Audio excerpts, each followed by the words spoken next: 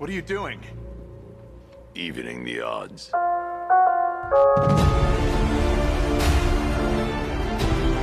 When the mother or the thief stops to think twice, that is fear. That is what I am. Welcome to the manor of Batman! I set a trap and you sprang it gloriously! There is no savior. No more hope.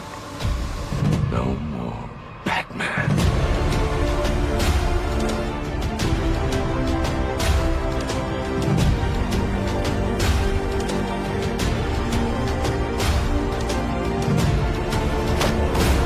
I am vengeance. I am the Knight. I am Batman.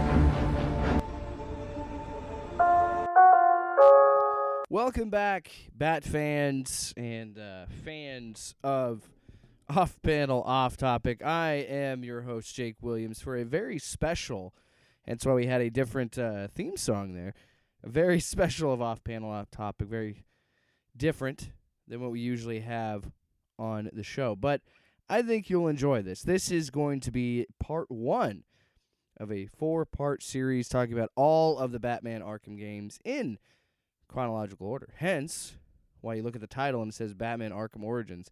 Because technically, chronologically, in the canon, this is the first Batman Arkham story. And I'm actually excited to talk about this game. I think for several reasons. I think, one, this game, it's a kind of a forgotten gem. You know, when most people think of the Batman Arkham games, they think of everything that Rocksteady made. And that's fine. That's okay to think that way. But the thing is, I think that this game gets the ugly step-sibling treatment because it's actually a very solid video game. And I hope that as I talk about this game and share my feelings on it, you'll enjoy it as well. Also, I want to be upfront with you and tell you that it's only just me talking, and this is going to be a long-form essay-style review. And if you're familiar with those on YouTube, you know what I'm talking about. These are 30, 40-minute video essays of people just breaking down what they love about a game or a certain topic, and that's what I'm going to be doing here. Only difference is this is mostly just going to be audio-oriented. I will put up a video later and kind of edit some things in for the video, but for right now, this is mostly just going to be an audio feed, and again, I'm excited to talk about it. And Arkham Origins, this is one reason why I love doing this, because Arkham Origins just has a weird place in my brain because I vividly remember playing it. And the reason I vividly remember playing it, and I've mentioned it on Off-Panel, Off-Topic, Prime, the main channel, but the most vivid memory is just staying up all night playing it and falling asleep, crisscross applesauce, with my head not even resting on the back of the recliner chair that I was in. I was still sitting straight up.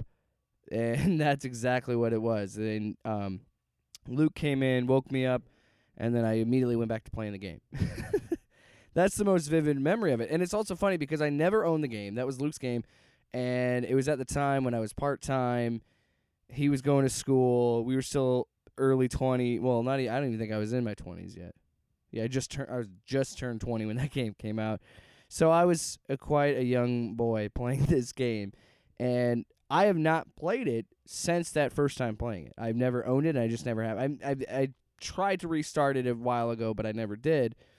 And then the whole thought process for this series really just came from I just replayed the PS4 Spider-Man game and Spider-Man Miles Morales, which if you guys like Arkham Revisited, I recently played them, so they're still fresh in my memory. I can bring those back up, and we can talk about that as well.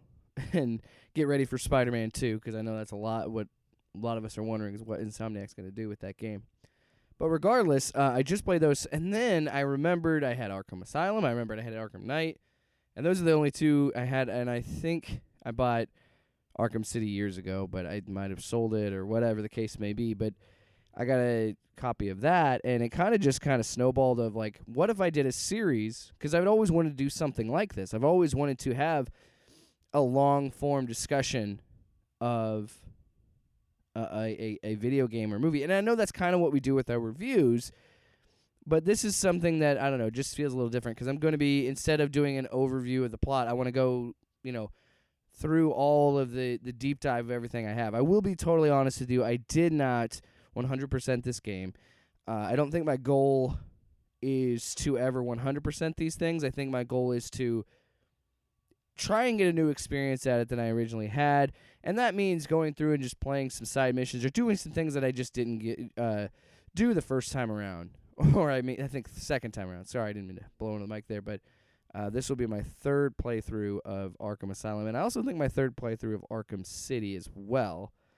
And I've only played through Arkham Knight once, but it's going to be an interesting experience. But it was a snowball effect of I just really wanted to play these games again, and then it kind of just led to like, let's make some content out of it, I guess, because that's just what we millennials do, right?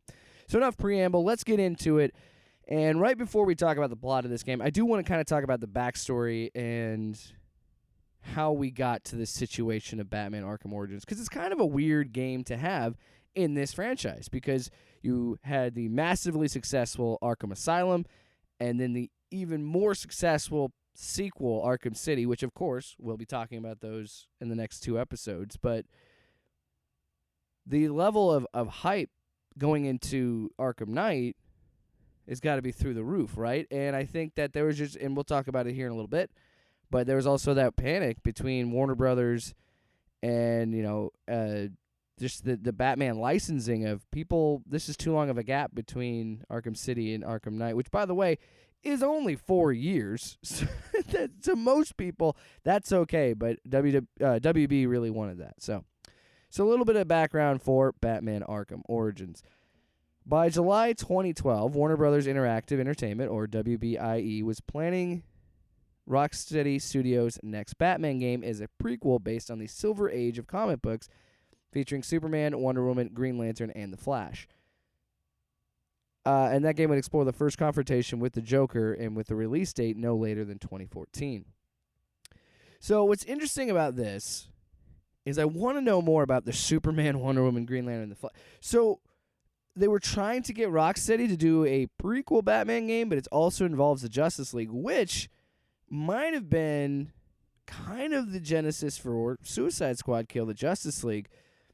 Or because there's some of that in this game where it kind of looked like that's where Rocksteady was heading, was Suicide Squad, and then the Justice League. I don't know. But I would have been interested to see what kind of game that would be, and I don't really know if that works that well in the Arkhamverse. Honestly, they're going to say that Kill the Justice League, and they are saying that it is a continuation of the Arkhamverse. So this is after Arkham Knight, so there's no Batman. Spoilers for Arkham Knight, I guess. We haven't even got there, and I'm already spoiling that. But I just wonder what they were what that process was. But nevertheless, that's not the game we got, obviously. So development of Batman Arkham Origins began in late 2011 by Canadian development studio WB Games at Montreal, or as some of you know them now as just WB Montreal. And the game was announced on April 9th, 2013. The plot was partly inspired by the comic book series Batman Legends of the Dark Knight and the graphic novel Batman Year One, detailing the first year of Batman's career, with Arkham Origins described as a Year 2 story.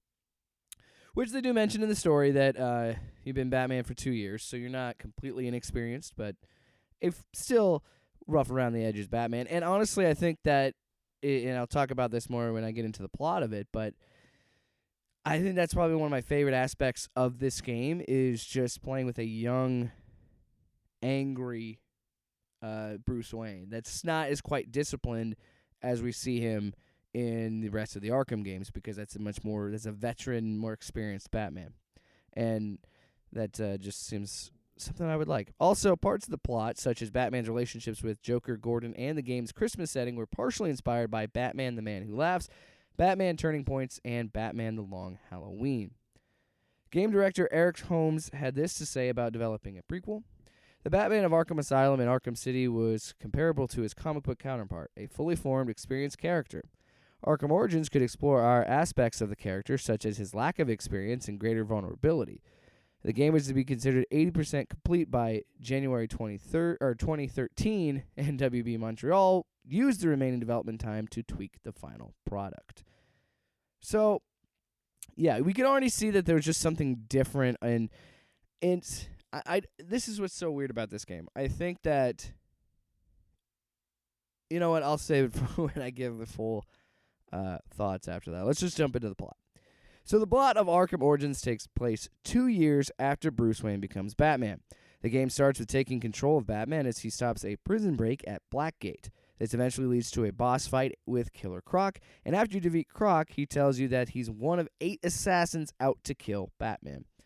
So this first level is also something that I really enjoy, which, by the way, I'm going to probably talk about this a lot throughout the whole course of this episode, but Christopher Drake's soundtrack absolutely fucking smacks. It is so good, and it's so epic. Even the title menu, like, honestly, just let it, if you want to go out and play this game, which you should, because I'm going to spoil the plot, so if you want to play it, please stop listening, go play it, then come back. Or watch, however you consume this content. Anyway, I'm rambling. No, just, if you play it, seriously, just sit on the menu. Just let it play.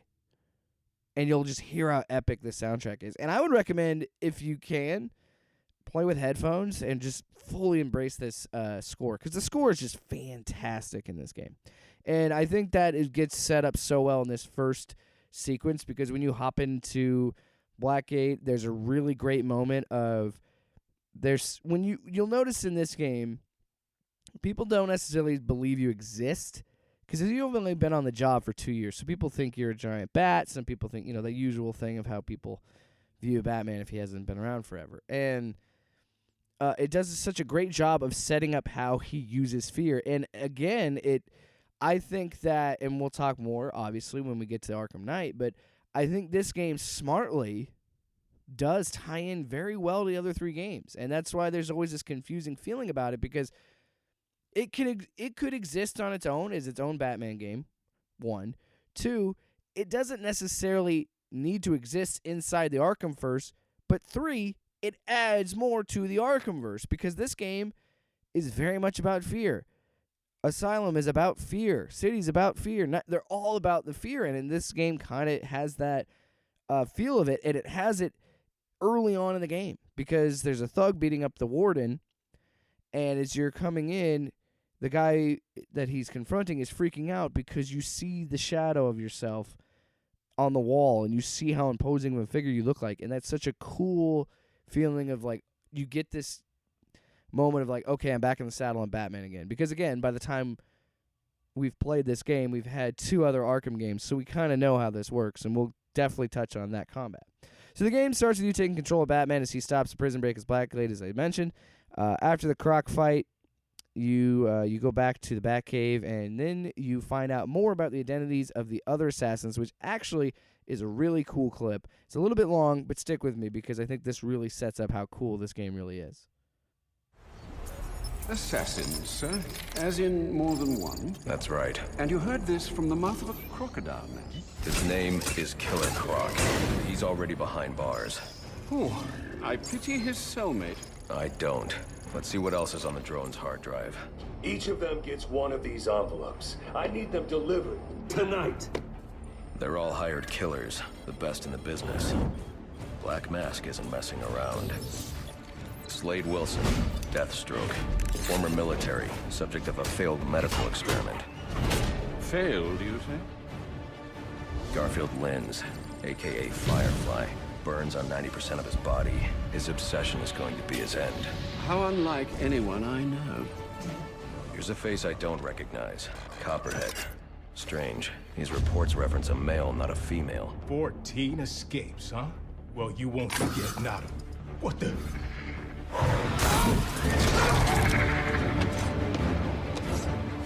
Floyd Lawton, aka Deadshot. Says here he's an expert sharpshooter. How on earth? Suspected of many assassinations. Dangerous, but reckless. Street tough named Lester Baczynski. Calls himself Electrocutioner. Shocking. Shiva. Her skill is unmatched.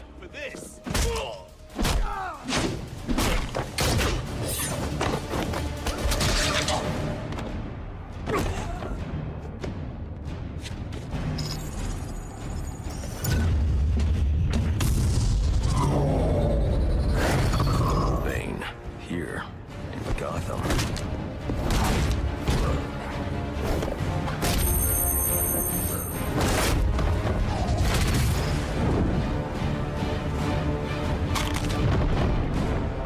Why would he be taking money as a hired killer? Is that Warden Joseph? Must be how Black Mask got inside the prison. He uses torture for intimidation and entertainment. 8 assassins after your head. What are you going to do? I'm going to find out who is operating this drone. Make them tell me what they know. Then I'm going to find Black Mask and put an end to this. So what I love about that clip, and I know I let it play a little long, and I could have cut out more of the fight sequences that, again, would be better if it were just video, but you audio listeners, I understand, but I think it adds to a little bit of theater of the mind of what we're dealing with. But I think that is such a great sequence to kind of set you up with this game. And the game itself has a great plot. It's what you want in an action movie or what you want in these kind of stories. It's a ticking clock. It's Christmas Eve. They have to kill Batman that night. And I know that's kind of an issue that's been a running theme with these games and everything being one night. And I would argue that it works for the most part, and we'll get to the other things about that. But this is another theme of the Arkham games is this is all in one night. But that ticking clock gets that extra bit because now you know there's 8 assassins. So you know there's 8 possible bosses in this game that you're going to be dealing with. And I think that's a brilliant way to start it up. Also sets up the arrogance of Batman a little bit and sets up his confidence as his ability to, fight the assassins and win and be done with it. So this is also when the game starts to open up because then we leave the Batcave and go out on our mission. So on your way to the GCPD, you're interrupted by the Riddler, or just Enigma in this game, not quite the Riddler yet. But he sets up what you will be doing eventually with the most wanted side missions, which I'll talk about after I finish this plot. So you're directed to find the Penguin because he knows where Black Mask is, and Penguin is in an abandoned ship where he runs a casino called the Final Offer. And I will say it's a cool thing to have this setting of this level being on an abandoned ship. It's really cool, but I gotta say there's parts where I definitely got turned around in this game, which might be a problem of mine. I don't know. Maybe I'm just so used to the latter 2 games with Arkham City and Arkham Knight. And yes, this game has an open world too, but not being in a lot. I don't know how to explain it, but it just feels like that one section reminds me a lot of Arkham Asylum. And as I'm playing through Arkham Asylum now, I'm noticing I'm getting turned around a lot. And I think that's just, if you want me to be really successful at a Batman game, just leave me outside, apparently. But I love the setting, and I love how they do all of this sequence with Penguin, because I didn't quite remember it being a significant. It's not a huge chunk of this game, but I was surprised how much this story moves through this. Like the main story, if you just mainline it, I couldn't tell you how many hours offhand. I would say probably 8 to 10, and I'm being probably a little generous. I would say altogether, I think with finishing all the, not 100%ing it, but finishing all the most wanted side missions, not getting all the data collections or all the Blackgate prisoners, I would say I probably put in about 22 to 24 hours. So this game can move at a clip. If you're just playing the main storyline, this will move rather quickly. So before you can confront Penguin, you get to fight your first assassin. Yay! You get to fight Electrocutioner, and honestly, it's the most surprising and funniest thing of the Arkham games. You just saved me a lot of trouble coming here, Batman. I'm gonna kill you. Then I'm gonna jumpstart your heart. And kill you again.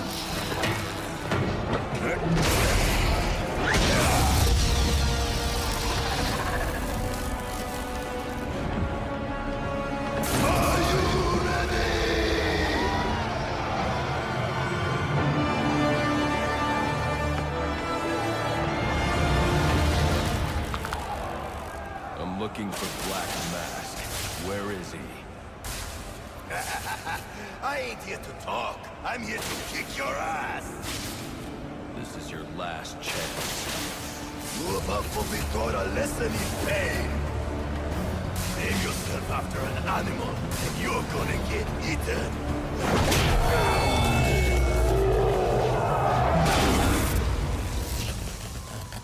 Who wants to show me where the penguin is? Okay, so again, a little bit more theater of the mind for the audio people. Essentially, what happens is when you enter the final offer, when you finally get a chance to confront Penguin, you end up in a fight pit because they gamble on everything in the final offer because it's not really a legal casino anyway.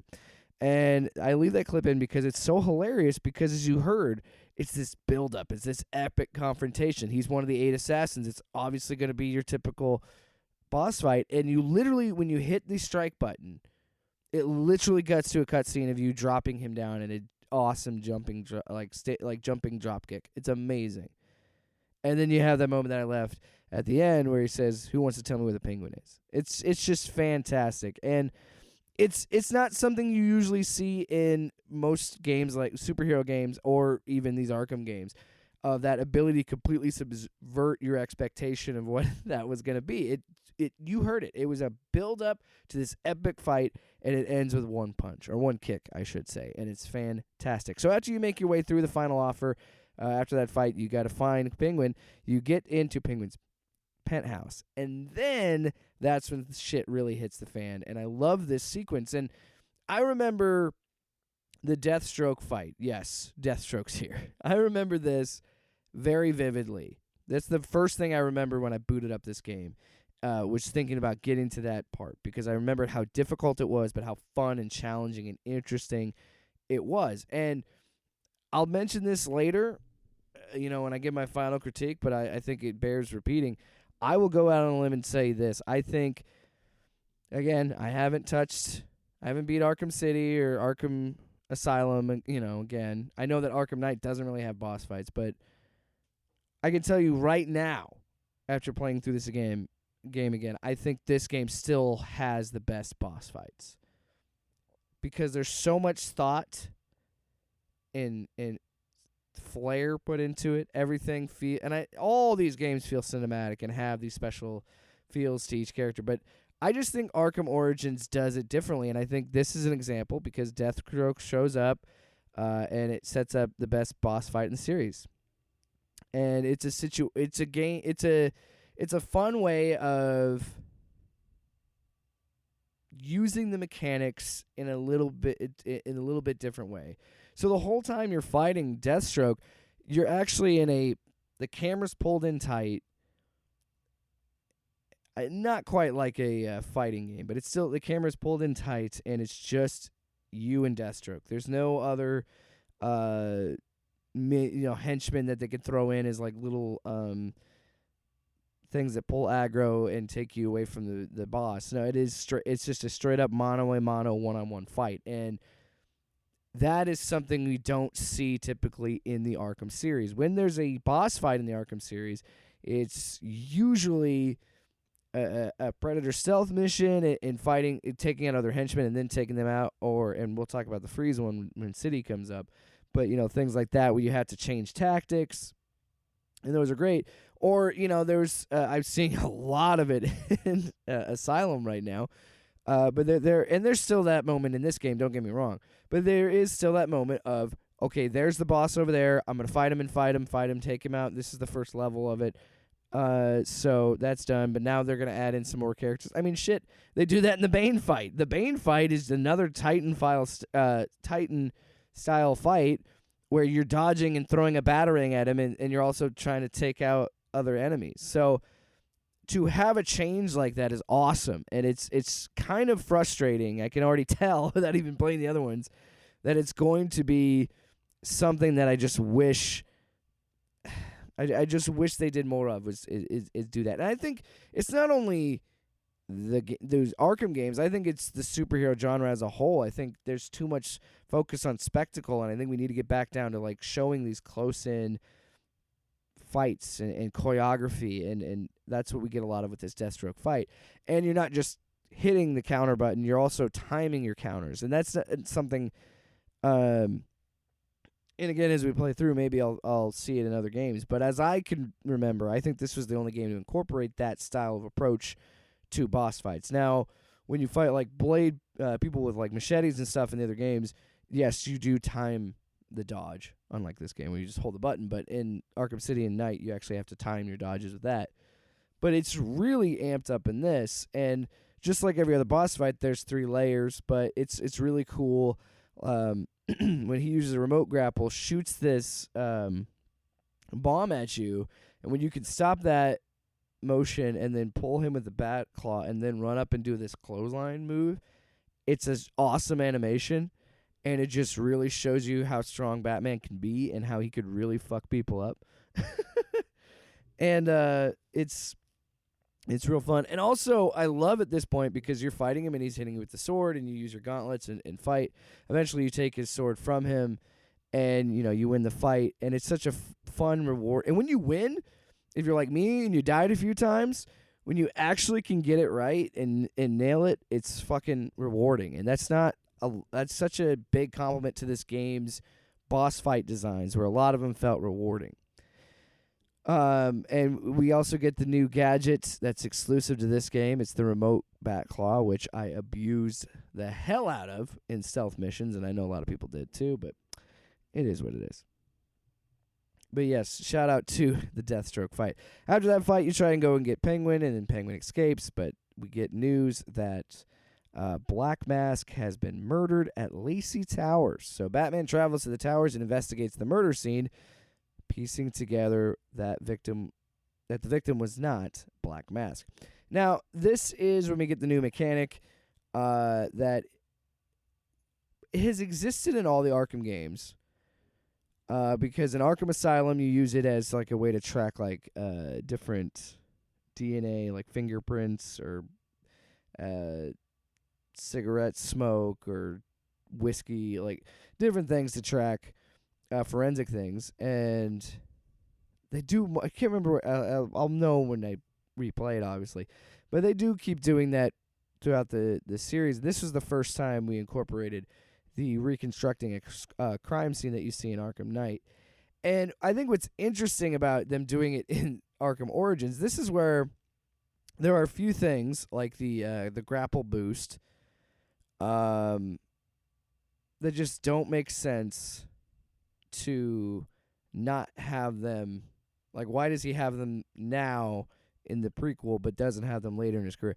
I don't know. It's weird. But one thing's cool about, and I just remember there's a point I wanted to get, and I forgot to mention it. But after the Deathstroke fight, you find out news about Black Mask. But if you pay close attention, you'll see all of the like cut marks and dings and nicks on your armor, and it's pretty cool. And that's existed in every Arkham game, but it's really cool to see how much armor he has in this game, which I think is an interesting choice narratively to say, like, he's still a pretty damn good fighter, but he's not the Batman we know in Arkham Asylum. So that's why in Arkham Asylum he has more of like a sleek suit. It's more makes him lighter on his feet. He's a lot more confident in fights and not taking damage. I think if that was their choice narratively, I really like that choice, and I think it makes a difference. So again, we as I mentioned, this is where we introduce the crime scene investigation stuff, which is cool. I like it a lot. I just think narratively it's kind of funny that it exists in this game, but not in Arkham Asylum or Arkham City. So this is where we find out that Joker's in this game. So we get the identification that there's some alias, there's some person named Joker was involved with this Black Mask situation. We also find out that he didn't kill Black Mask because he needs Black Mask to get into the Gotham Merchant Bank. But before that happens, we are confronted by some henchmen with rabbit masks, and they sing a little song, and it sounds like this, and it's super fucking creepy. You were very cordially, you were very cordially invited to a party. And it will be a grand affair. Grand affair, and it will be a grand affair hosted by the Hatter. We do hope that you can come. You could come. You can come. We do hope that you can come to share in all the joy. So yeah, that was super weird and creepy, but and it's a good, again, adding to how it's really fun what they did in Origins. I think every character has a moment that you're interested and you're invested in it, and even if there's some aspects that I just don't like or disagree with, and I'll definitely talk about them when we get there. But I do think this game does a great job of setting up each side mission and different side character in a cool way. But we'll get to that later, that Mad Hatter side mission. So eventually you break into the GCPD to get files to obtain from the National Criminal Database to try to figure out more about Joker. And that's when you run into Captain Gordon at this time. Not Commissioner yet. And the corrupt SWAT unit trying to claim the bounty on Batman's head. We also meet Barbara Gordon for the first time, and you have a nice little interaction with her and kind of plant the seeds of the Oracle stuff. And we'll get more on that because that is tied to a side mission. So the database helps Batman uncover that Black Mask was kidnapped by Joker, who Batman believes intended to use Black Mask to access the Gotham Merchants Bank, which I mentioned earlier. At the bank, Batman encounters Black Mask, who is revealed to be the Joker in disguise. The Joker had replaced Black Mask days earlier, seizing his criminal empire and placing the bounty on Batman. I'm conflicted with this because I'm trying to experience this again for the first time. Now, I know it's impossible to really come into this for me to not know what's happening because I've obviously played the game before. But even so, I'm trying to come at this with fresh eyes and a different perspective. Even in the new perspective, I just wish they would have used both instead of one. And what I mean by that, Black Mask gets relegated to a side mission where Joker takes the main objective. So again, if you're someone that doesn't really care about the side stuff and really just wants to mainline the story, Black Mask is out. Like he's served his purpose, so now we're focusing on the Joker. I just think that they didn't need to have it be about Joker. And I understand that Joker is the main antagonist of this whole entire series, but this was an opportunity to do something a little bit different and do the Black Mask storyline. I wish they would have just stuck with it.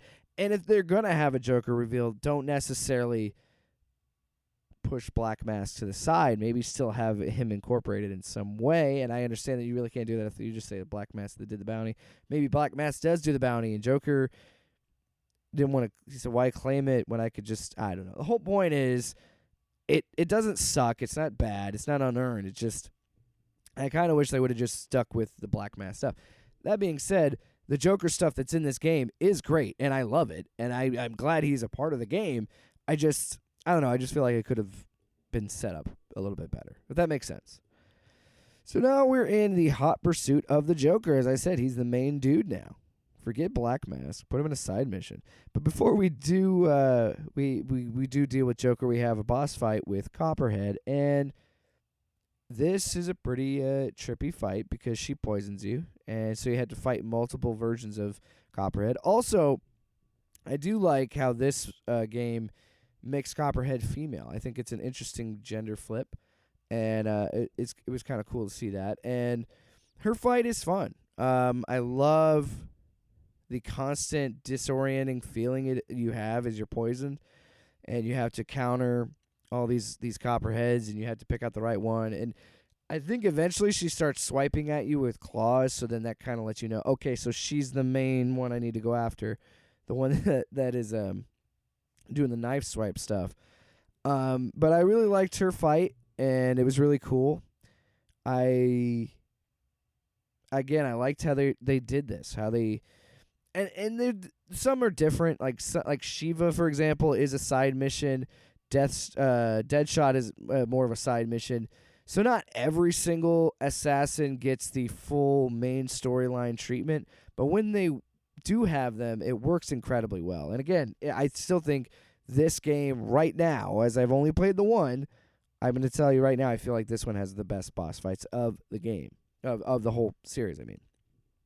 So now we're tracking the Joker to the Royal Hotel. Batman finds that he and his men have taken control of the building, filled it with explosives, and murdered the staff and taken the guests hostage.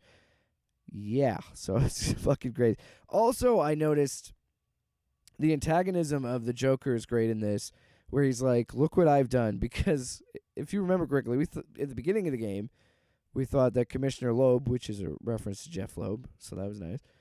Commissioner Loeb was killed, we thought, by Black Mask. But of course, now that's Joker. And Joker points out, he goes, "What, you've been doing this whole gig for 2 years, and you haven't done anything. And in one night, I've killed the commissioner, taken over Black Mask's empire, sicked 8 assassins on you." Like, he makes a solid point. And then when, you go to this hotel and he murders the whole fucking staff and he's got everybody in house, he's got a good point. Just saying. So this is where he decides to give all the assassins a pep talk, saying, hey, you guys suck. You haven't killed Batman yet. And then he throws Electrocutioner out of the window because Electrocutioner is playing a video game of some kind. And he's like, hey, I got to make a thing. And yes, it's just as funny as him getting kicked. I love the fact that they just fucking job out Electrocutioner in this game. And they build him up to be this badass, and they just make him eat shit. It's kind of amazing. But not a complete waste, Electrocutioner, because Batman recovers his electric gloves. And I'll touch on this more later in this discussion, but yes, the electric gloves kind of the shock gloves give you a severe advantage because it turns into a situation where it's a non-blockable attack for your enemies, so it kind of makes you OP, and honestly, I'm okay with it. Because there's some times in this combat where I was like, all right, I just need to just punch the fuck out of everybody. That's my solution. So the assassins all depart except for Bane because he thinks that Batman is coming for the Joker. So Batman works his way through the building, eventually encountering Joker and fighting Bane for the first time. Make that known. This is only the first fight. And this is a good fight. It's a lot of fun. It manages to kind of harken back to, much like the Killer Croc fight, harken back to Arkham Asylum's Titan fights where you would have, again, a group of enemies, he stampedes at you, you throw the batarang, hits him, knocks him off track, and then you go in and fight him. And it has similar vibes of that, and it also reminds me of the first Bane fight in Arkham Asylum. So I think it was a nice little throwback to that. Really good fight. And it spills out into a building, and this is also where Alfred is kind of stepping in and being like, you got to call the fucking cops, man. I know you want to be this fucking badass Batman dude, but look, you got to get this shit figured out, so I'm calling the cops. And, of course, Batman's like, damn it, no! So the cops show up with a helicopter and attack, and then Bane's men have their own helicopter, and they're fighting back, and there's this whole fight. So, Alfred kind of screwed the pooch, I'm just saying. So, as Bane escapes by a helicopter, he fires a rocket at Joker, which shoots the Joker out of the building, and then it would send him falling from the hotel. And it looks like Joker's going to fall off the building, and of course, this is an origin story. We all know that Joker's not going to die in this game. So, Batman leaps off the side of the building and catches Joker. And this is when the story really shines to me.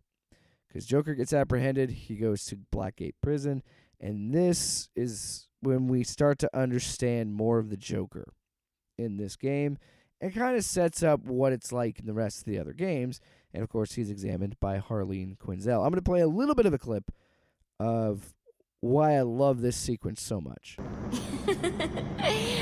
Okay, one more, and I need you to be serious for this one. Fate. You want to know something funny? I used to think of fate as evil. Predetermined, not by some higher power, no, but by the rules of human nature. Tonight, it's all changed. What's changed? Have you ever had the feeling that your entire life has been building towards this one moment? Is that how you feel? Well, now, yes. Now I realize that all the battles, the bad days, the brutalities, it was all the hand of fate at work. So now you see fate differently? Absolutely. Now I understand there are no chance encounters. It was all meant to be. Everything leading up to who I've met tonight. So you've met someone special? Yes. And you might say it's changed everything. Everything? Absolutely. So again, this establishes just how we feel, and when he's walking, he's dressed as this particular part of the whole conversation, because it's like a 6 or so minute sequence of kind of going through Joker's mind. But what we're seeing here, with Red Hood walking down and kind of going to the Killing Joke origin and that kind of story of it, and just seeing or hearing his affection for Batman, and he feels like it's fate that these two are going to tear apart Gotham. He just feels it in his bones. And it's also funny how they're establishing Harley and Joker's relationship in a fun way, again, making it seem like he's charming her, but also at the same time, she thinks he's talking about her, but he's talking about Batman. And it kind of sets up an interesting story of like saying that Joker's loves him. Joker's in love with him in a sense that he's everything I wanted. He's so much fun. And I love whenever they decide to tell that story about Joker and Batman, whenever it's done, I love the idea of Joker just loving Batman because he's like, you've given me purpose. I wouldn't have dressed up like this psychopathic clown if it wasn't for you. And I love you for it. And this continues to show it in this game. And I love that they went. So this is why I'm okay with incorporating him into this. Because one, Troy Baker does an amazing like younger Joker impersonation. Also, Roger Craig Smith is great as well as Batman. But I love that so much. It's really cool. So I'm going to do one more clip of this and really see how this drives it home. And again, I just brilliantly played by Troy Baker and just loved it so much. It's like meeting someone I can actually relate to. Which, believe me, dear, I've never felt before. You understand? You're someone who's not afraid to let go and fall. Free falling, and I didn't pack a chute.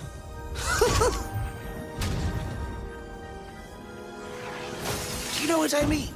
Yes. Yes, I do. I figured you would. So, may I ask, who is this person? Oh, someone very, very special. But whose real name I don't even know yet. So again, we play with the idea of Harley slowly falling in love with Joker and setting up their relationship, but also having some fun with it. I really want to play that second one because, again, at the end of it, he's looking in the mirror, and how he envisions Batman isn't how we envision him. He envisions him as this bat monster god-looking thing, and when he looks at him in the mirror, the reflection, when he looks at himself in the mirror, it's not Joker who's in the water. Sorry. It's a puddle, not a mirror. But he sees his reflection in the puddle, and it's not him, it's Batman. And it's just, that's the moment of him embracing, like, we're meant to be together. We're meant to do this. This is fate. And I never believed in this until I met you. So again, it's him falling in love with the idea of getting to destroy this city with Batman. So it's great. So now we cut back to the Batcave. Alfred finally airs his concerns for Batman, and then Batman lays down the law in a great speech delivered so well by Roger Craig Smith. Master Bruce, stop! Master Bruce! Bruce, I will not in good conscience allow you to go. You're outmatched by these assassins. What? You're not some hardened vigilante. You're a young man with a trust fund and too much anger. You're in over your head, and I don't want this to be your end. Alfred, who do you see when you look at me? The boy whose shoes you used to tie every morning? The teenager you drove to his first date? While you are here every night, I am out there. The only thing between the innocent and the predator. Be. No, not maybe. I am. When the mugger or the thief stops to think twice, that is fear. That is what I am. That is why they hired assassins, because I am the reason the criminals breathe easier when the sun rises. So no, Alfred, I am not in over my head. Tonight will not be my head, but it will be theirs.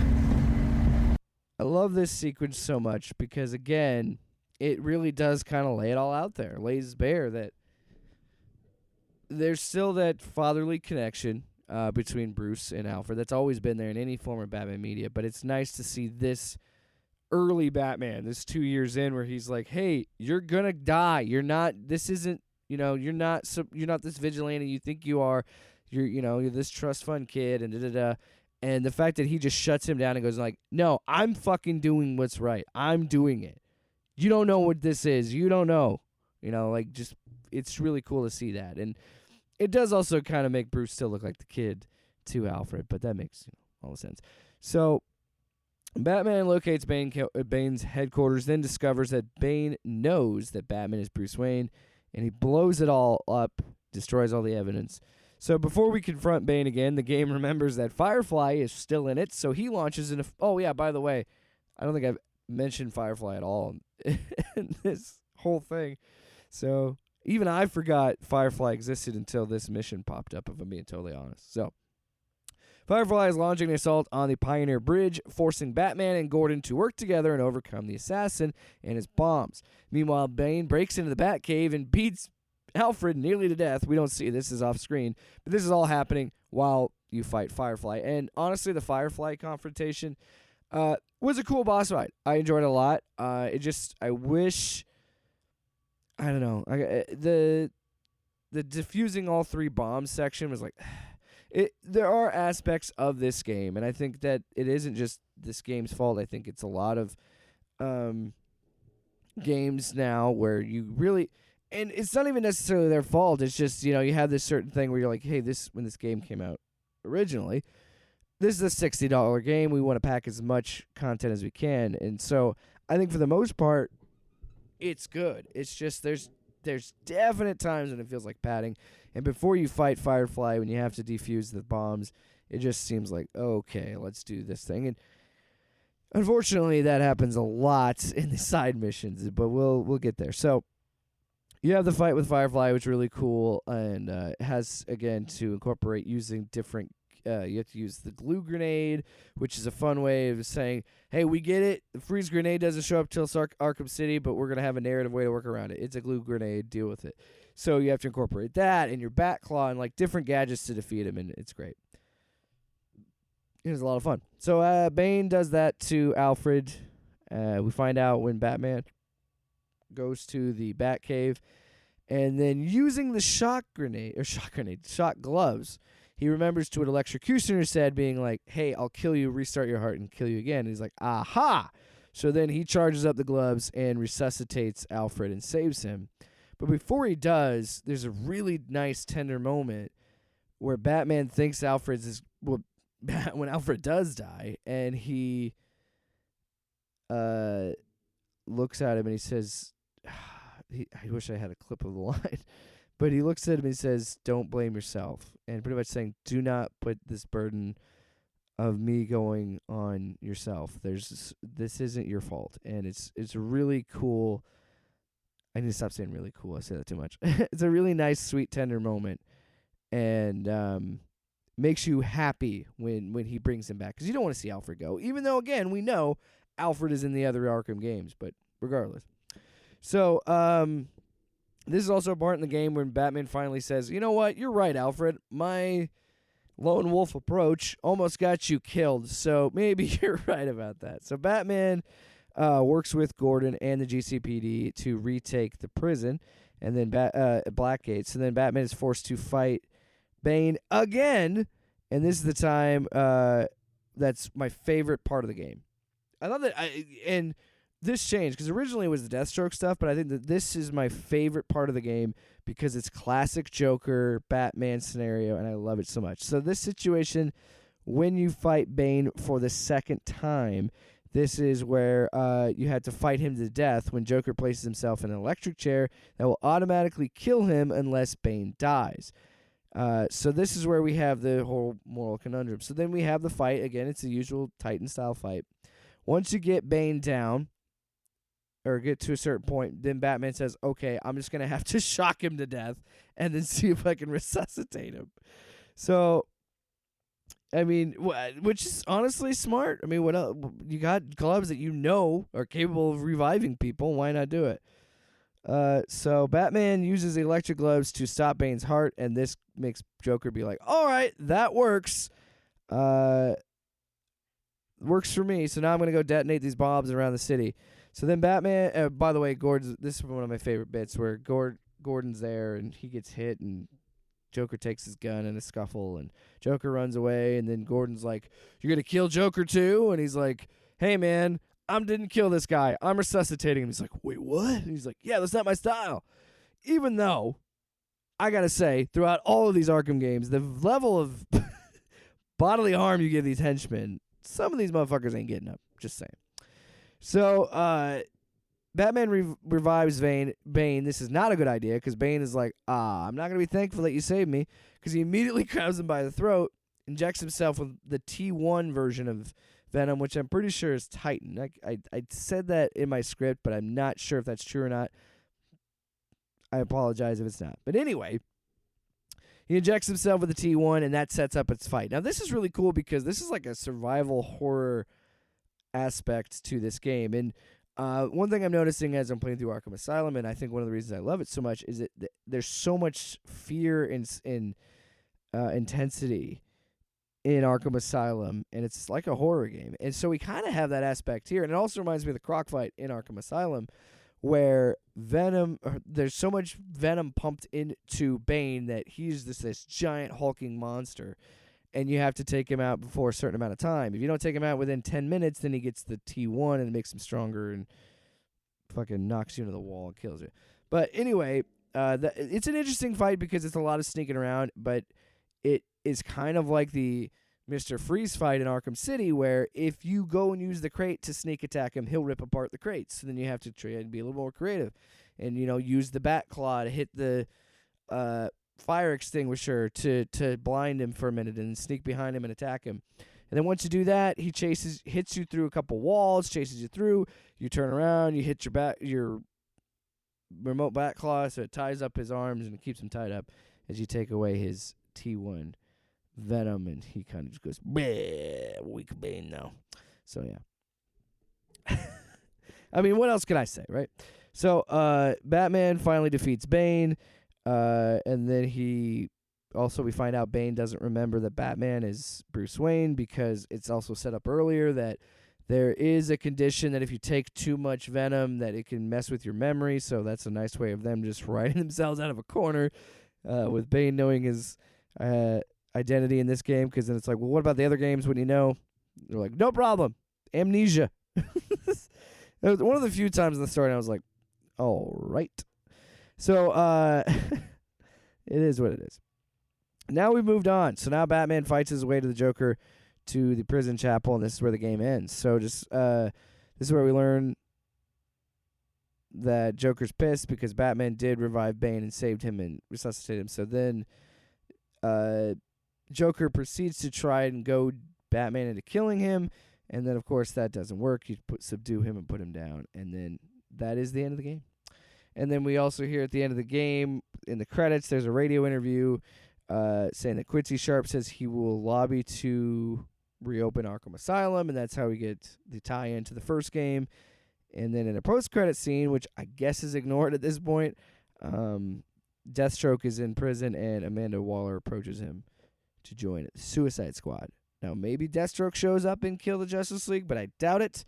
And that is a wrap on the main story. So, quick recap, quick mini review of the plot. I know that took up most of the time here, but I thought for the most part it was a pretty satisfying story.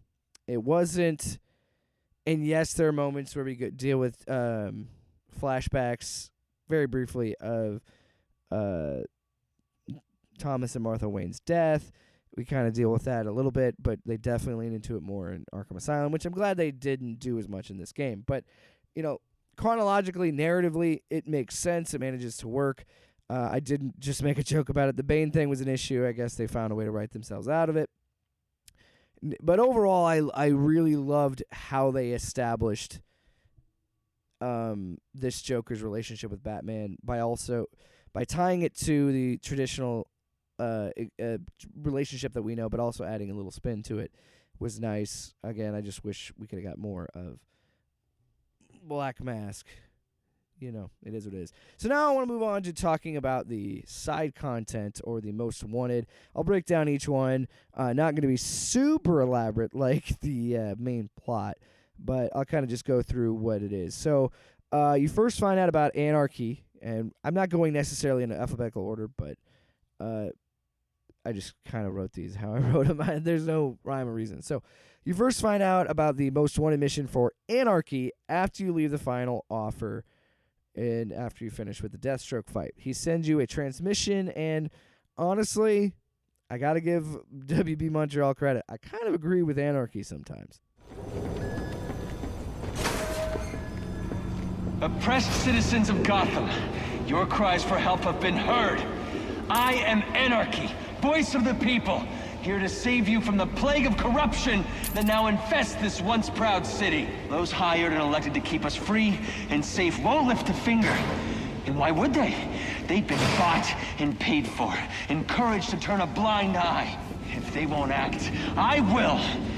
At dawn's first light, the sources of Gotham's ruin will be destroyed. Now, back to your regularly scheduled programming of propaganda and consumerist garbage. See, especially that ending was the consumerist propaganda and capitalist garbage, I think is what he said. But no, I like this character because it's a little bit more unique, and it's not usually something we see in these Arkham games. But he then tells you that he has placed 3 bombs around Gotham, and it's up to you, Batman, to defuse them. So after speaking with an anarchist located just above the projection that you see, that you literally, I remember this because it's like right as you get out of the final offer. It's not that far from where that is. So you speak with him. He tells you where the bomb is, so then you got to go track down the bomb, defuse it, and you fight a bunch of anarchists. That's what they call it. You fight them, beat them up, and then you defuse the bomb. And then a second anarchist is located in the Diamond District. You fly over there, or fast travel, however you get there. You go to Diamond District, and it's the same thing. You got to go find a bomb at Amusement Mile, and then you have to defeat the goodness gracious, anarchists and defuse the bomb. So that's pretty much the missions. And honestly, the challenge for me wasn't necessarily the fights with the henchmen. It was just getting there on time. And especially because before I started playing this game, I was playing Arkham Knight a little bit, and that's what kind of inspired me to go back and play all of them. And the grapple boost in Arkham Knight is just fucking insane. Like, you can just shoot over the buildings almost if you time it right. In this game, you can't do that. And so, you still have like the dive and glide where you can kind of, keep your momentum going by diving and then raising up. Like, that still exists, but it's still a bitch to get there in time. And honestly, that's the hardest part. So after you defeat the all that stuff in the Music Mile, then we get a third and final bomb. And then you gotta meet the guy in Coventry to say, hey, this is where it is, and then you fly over to that section, and then of course you take that out, defuse it, do what you do, rinse and repeat. So from there, you get information from Anarchy to meet him at the Solomon Wayne Courthouse, which is something that I wish I would have finished before I did this, but I didn't. There's a whole other side thing with Solomon Wayne, and I should have looked into it. Whatever. So you meet him in the courthouse. You fight him. It's your standard fight, as I was talking about earlier. There's a bunch of There's a first wave of just henchmen, then the second wave is henchmen and Anarchy, and he's got like a shock baton, so you got to dodge him and that and everything. And then you fight, and then eventually, when you fight Anarchy, you knock off his mask, and then you find out that he's a kid, and you're like, hey, you got the right idea, but you're just misguided, and then whatever. So you tie him up without the mask, you find out he's a kid, and you're like, well, that sucks. I just beat up a... Doesn't look good for Batman beating up a minor. Anyway, overall, I really like Anarchy's Most Wanted just because I think he was an interesting character. I wish they could have done more with him in other Arkham games, but I think, honestly, Rocksteady just looked at it and was like, who cares about Anarchy? And I understand, but I do like that he gets a little shine in this game. And honestly, some of the stuff he was saying, kind of based. I'm just saying. Just saying I liked it. All right, so let's go into Deadshot. Oh, man. We'll get started on Deadshot. So, early on in the game, I want to say after you deal with Enigma and you're on your way to GCPD, you get a radio emergency broadcast. Once you leave, after you identify the assassins, once you leave, that's when you get it. So you track the broadcast, and you'll do an investigation, a crime scene recreation, to find out that 4 cops were killed with 1 bullet. And, of course, this turns out to be Deadshot, who ricocheted the bullet and did all crazy tricks because he's Deadshot, So he took out the corrupt SWAT guys that were trying to kill Batman and claim the bounty. So when you eventually find out where it's Deadshot, you find out he's holed up in the Gotham Merchant Bank with a hostage. Which, honestly, I'm glad I did this after I finished the main story, because then I didn't have to go through all the bullshit of doing all the graphic sequence password guessing game, and all of it was already done. So I just walked into this part where he's at and fought him. Made my life so much easier. So once you get to the bank, it's a big Predator stealth mission. You have to take out Deadshot's henchman before attacking him. Then after attacking him, you hide again because there's a whole new other wave of henchmen. So it's kind of like the usual fight, but instead of combat, it's Predator missions. So then you finish off the boss fight when you take out yet another wave of armed henchmen. Yeah, I know. And this one took me a long time. So after the third wave, you don't necessarily have to take out everybody in the third wave, because I didn't. I think there was still one guy, and he's like, well, if he took out Deadshot, I'm fucked, so I surrender. That's pretty much what he said. I'm paraphrasing. But yeah, all you have to do is sneak up behind Deadshot and take him out, do the silent takedown, and that ends the mission. You win. You beat Deadshot. Problem is, I didn't know that for the first 3 or 4 times I did it.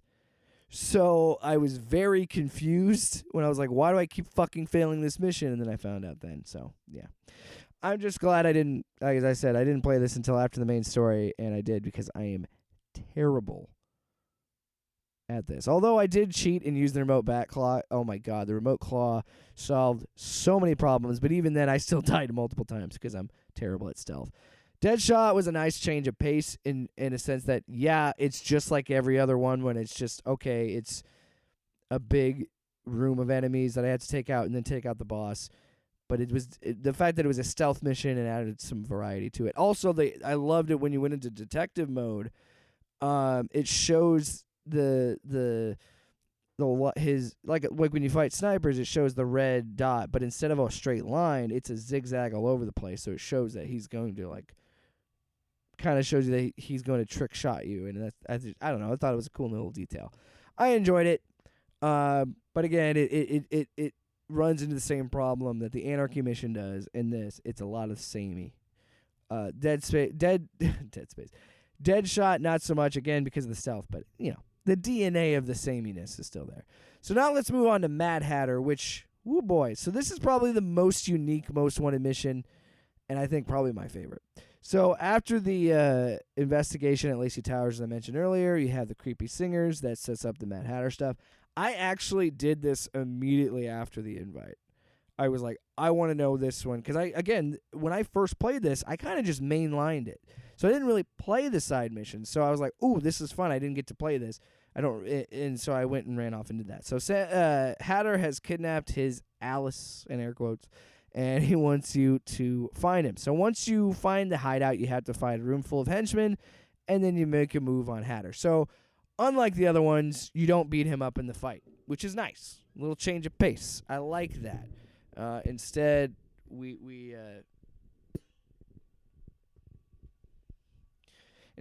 kind of play with the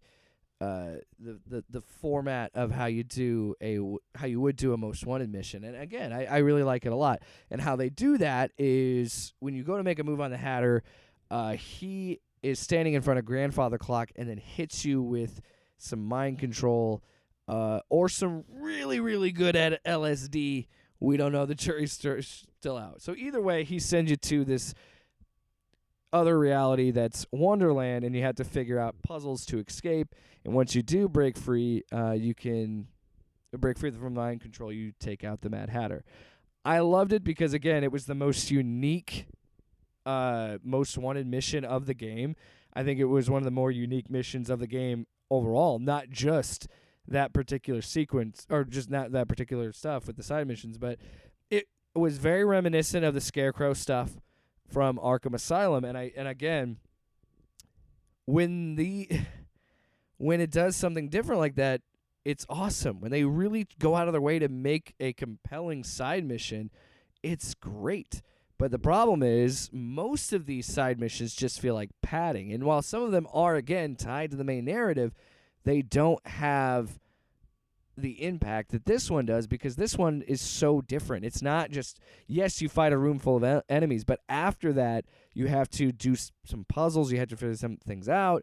You have to, again, do the Scarecrow stuff, and because the building that you're trying to scale up to, the grandfather clock that you're inside and you're trying to scale up and out of, which, again, as I say that sentence, it's pretty fucking trippy, which, congratulations, I really like it.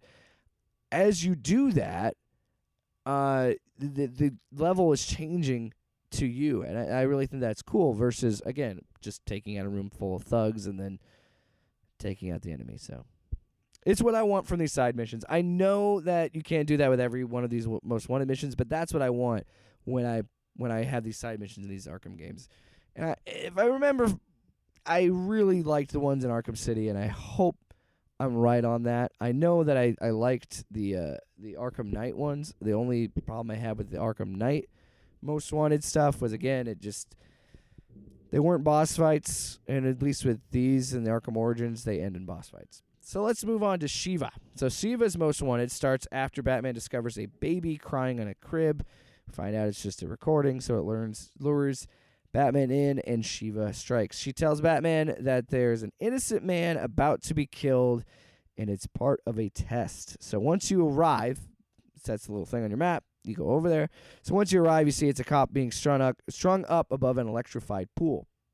You have to figure out the puzzles to save him and turn off the electric shit. So each side of the situation. So the room is an electrified puddle in the middle of the room, and you have to go to the left side and right side to hit a switch or whatever the fuck. I think that's what it is, if I remember correctly. And you have to free him by turning off the electrified pool. So each side has a puzzle, and once you complete it, you have to fight off some ninjas. And it's this, after you fight Deathstroke, you get the ninja henchman type where you have to time your counters. That's essentially what you're doing with Shiva. So being that I played this after I beat the game, I knew how these kind of mechanics worked, so it wasn't a difficult fight when I fought the ninjas. So this leads you to another location that's another part of the test, and this time it's a crime scene of a dirty cop killed by Shiva. And then you tell her, like, hey, what the fuck, you killed a cop? And she's like, well, he was a shitty cop. And he's like, yeah, but you know that's not my style. She's like, you don't fucking roll with the league. I don't know what I'm doing. Oh, man. This is over an hour in, and I'm losing my mind. So then, yeah, Shiva says, whatever. Come to Wonder Tower for the final test. And, of course, it's a fight between Shiva and a league of assassin ninjas. And then you beat Shiva, and the mission ends. I like the references to the past. I know there's a DLC called Initiation where you find out that they train together. So they have ties to Roz, as I call him, but these games call him Raish. Ties to Ra's al Ghul and the League of Assassins. Interesting. But again, this is kind of a meh side mission. I mean, again, I keep saying it again. Most of these side missions are the same shit, to be honest with you, and it's a little down. That's going to be in my cons for sure. It's just like the Mad Hatter is really the standout. I think narrative-wise, Shiva has some interesting things going on, but I mean, it's all kind of meh, including Penguin. So Penguin is literally just finding arms caches that he's trying to sell, and then you use the disruptor gadget, and it blows them up the crates, and you're done. So my guess on the thought process of the Penguin side missions was that we've seen plenty of Penguin, not only in this game, but in Arkham City. You've seen plenty of Penguin. I just think that there's no other reason to have a confrontation with him, is my guess. I don't know. The only reason to play this is for Barb, where she gives you some fun. She gets on the radio frequency and talks to you, and it's fun, and you have that little back, or not really back and forth, it's one-sided, but it's a nice way of saying, like, okay, so this is how we're going to set up Oracle and the Batgirl stuff and all that, and it's fine, but that's something that you really don't need to go through the tedium of doing this side mission to get it. It's really not worth it. Similar to that, Black Mask. After you reveal the Joker, after the Joker reveal, you get Black Mask's Most Wanted missions, and it's pretty much the same as Penguin's. You find the Sionis drugs stashes and destroy them, and once you do, you get a call from Black Mask to meet him at a church. And then you do, and it's a big brawl between him and his men. Win the fight, tie him up, it's over. Same thing as Penguin. Meh. Again, filler. Like, that just sucks. And then we also, after you defeat Bane for the final time, a Most Wanted pops up for Bird, who's the right-hand man to Bane and his gang. Goodness gracious. Just like Black Mask and Penguin, you're tracking down an item. This time, it's a T1 or Titan. I think T1 becomes Titan in this, if I could be wrong. But instead of blowing things up or, breaking things, you actually just had to stop a big gang fight both times. And then that will eventually lead you to finding where Bird is, and then you fight Bird. And that's it. Filler. Black Mask, Bird, and Penguin are just filler Most Wanted missions. You could honestly skip them and be just fine. Just fine. So then the last one that I did, also after the Bird stuff, I got a call from Gordon, who was like, hey, there's 20 Blackgate prisoners. Can you go capture them? To which I was like, this is why being Batman would be a shit job. One, you're not getting paid. Yeah, you're rich, so it doesn't matter. But two, these motherfuckers are calling you all hours of the night. You're busy off doing all this other shit, and they're like, hey, by the way, can you capture these prisoners? Because you took out a bunch of cops that were corrupt, so I don't really have manpower tonight. It's like, man, fuck off, Gordon. Fuck off. That's why I never get any sleep. So anyway, I did save the Riddler Enigma stuff for last because it was the most tedious of all the Most Wanted missions. After you find the hideout for Enigma, he informs you that to reach him, you have to take down a bunch of transmission relays in each district. There's 10 in each district.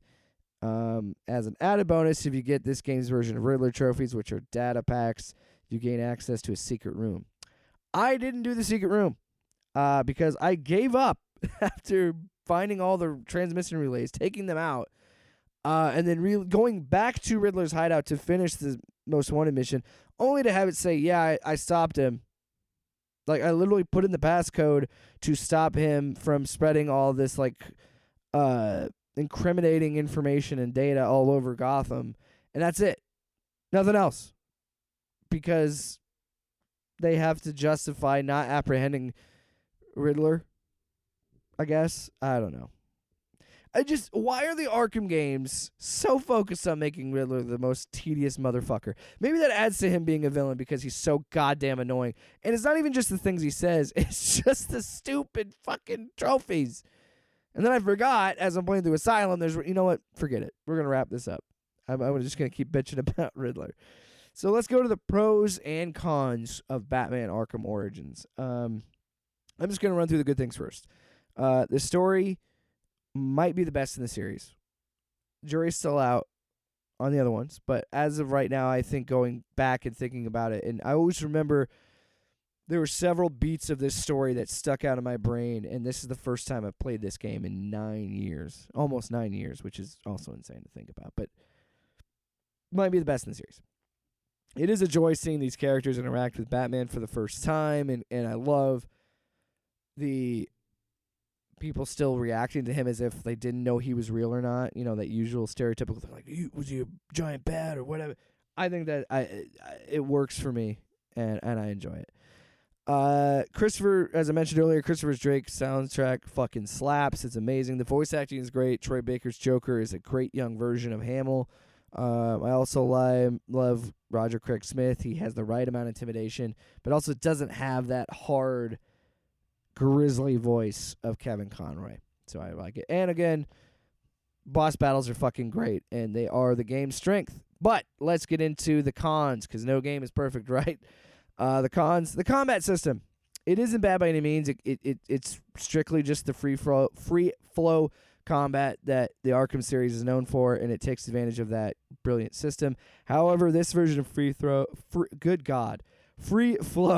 is focused on timing so much that it is really hard to say in a combo or set up combos, and I think it's mostly because the game goes out of its way to... They said they would never touch the combat, but they want to add different enemy types. I think all those different enemy types, while they implore you to do different strategies and mix things up in combat, I just think it was hard to fully fight back and defend myself and set combos at the same time. I don't know. And that could also be my shittiness of the game, but I also just feel like it wasn't as smooth as Rocksteady's games and how it was implemented there. The Predator system is a similar beast. It doesn't do a whole lot to differentiate itself from the other games, and I think maybe that is because narratively they can't because of the prequel setting. I don't know. The only difference is that I love it because I'm terrible at stealth, and it's a lot easier than the other games, mostly because of that remote claw kind of making you OP. Other than maybe the Mad Hatter mission, yeah, the Most Wanted stuff is pretty by-the-numbers filler, busy work that you really don't need to do. So the question that I'm going to ask with every game in this series as I wrap it up, it's simple. Does it hold up? For me, yes. Despite its shortcomings with combat or the heavy use on the previous system, I still think I had a great time playing this game. I think the best thing about the game is the story, especially the way that the game focuses on the Batman-Joker relationship, Batman and Alfred, just the core relationships of the Batman Arkhamverse and Batman in general. And learning the Batman starts open his circle and build his relationships with Oracle and Gordon and Alfred is always nice to see and unfold. And I think for that, it does hold up. It's, again, the game is 9 years old, but almost 9 years old. But I think the systems that are implemented that are so core to this Arkham series, I think it still makes these games timeless. And I'm also coming to that perspective with playing Arkham Asylum, which is a game that is, I think, going to be 13 years old this year.